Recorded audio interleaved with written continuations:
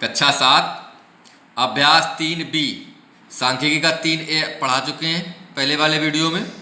अब अभ्यास 3B सवाल नंबर 1 लिखा हुआ है कि किसी कक्षा के 5 शिक्षार्थियों ने गणित की परीक्षा में क्रमशः 40, 50, 68, 70, 72 अंक प्राप्त किए। शिक्षार्थियों के प्राप्तांकों का समांतर माध्य ज्ञात कीजिए।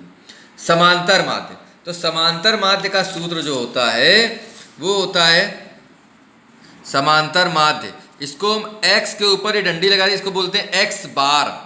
x बार बराबर पदों का योग, पदों का योग बटे पदों की संख्या। पदों का योग को बोलते हैं सिग्मा fx बटे सिग्मा f। इस तरीके से भी होता है। तो कुल मिला के सवाल ये था, ये अंक थे 40, 50, 68, 70, 72। समांतर माध्य बराबर पदों का योग बटे पदों की संख्या। पदों का योग, पद कौन कौन से थे? ये पांचों थे। सबका योग यानी सबको जोड़ दीजिए। पदों की संख्या, कुल पदों की संख्या कितने हैं? 1, 2, 3, 4, 5। 5 पद हैं तो 5 हमने लिख दिया नीचे। इसको n भी बोल सकते हैं। तो इसको अब इनको सबको ऊपर जोड़ा तो आया 300। 300 बटे 5, उत्तर आ गया 60। तो ये हो गया इसका समांतर माध्य। इसको हम बोलते हैं x बार। अब है सवाल नंबर 2। किसी फैक्ट्री के 15 मजदूरों की प्रतिदिन की मजदूरी क्रमशः 70, 110, 65, 80, 75, 85, 80, 76, 94, 100, 105, 110, 103, 81, 86 रुपये है। मजदूरों की मजदूरी का समांतर माध्य ज्ञात कीजिए।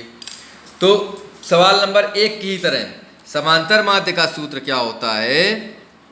समांतर माध्य बराबर पदों का योग यानी 70 प्लस 110 प्लस 65 प्लस 80, ऐसे पूरी संख्या सब जोड़ दीजिए, जितने भी संख्या। अब बटे पदों की संख्या। पदों की संख्या ये देखिए, गिनिए। ये गिनेंगे तो आएगा 15। तो भाग कितने दे देंगे? 15। यानी ये सारे पदों को जोड़कर 15 से भाग दीजिए, जो आएगा वही उसका समांतर माध्य यानी कि उत्तर होगा। अब है सवाल नंबर 3।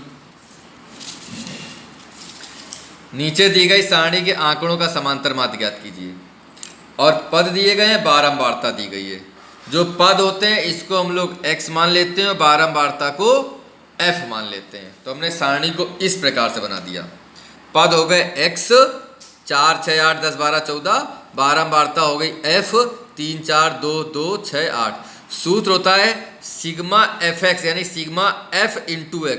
सिग्मा का मतलब होता है ये सिग्मा, ये लिखा हुआ है, इसको ऐसे बना देते हैं, ऐसे।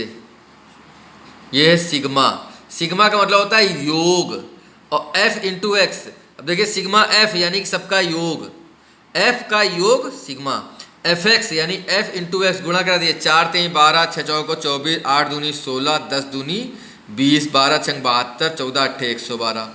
ये आ गया fx के मान। और सिग्मा fx यानी कि सबका जोड़ 256, सबको जोड़ेंगे 256। समांतर माध्य x बार बराबर सूत्र लिखा हुआ है सिग्मा fx बटे सिग्मा f। तो सिग्मा fx 256, सिग्मा f 25, भाग दे दिए 25 का 256 में, तो 10.24। कैसे भाग दे के देख लीजिए। 256 और ये है 25, 25 एकम 25, ये कट गया, 6 उतरा। भाग नहीं जाएगा तो 0 लगाएंगे, फिर यहाँ 0 बढ़ाने के लिए दशमलव लगाएंगे।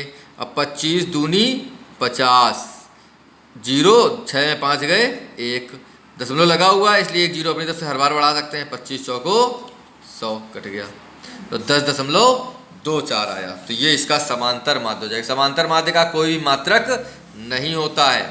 इसी प्रकार से सवाल नंबर 4, ये सारणी बनी हुई है, ये x हो जाएगी, ये f हो जाएगी। सिग्मा fx निकाल लीजिए और सिग्मा f का भाग दे दीजिए, समांतर माध्य ज्ञात हो जाएगा। इस प्रकार से ये चैप्टर कंप्लीट हो गया।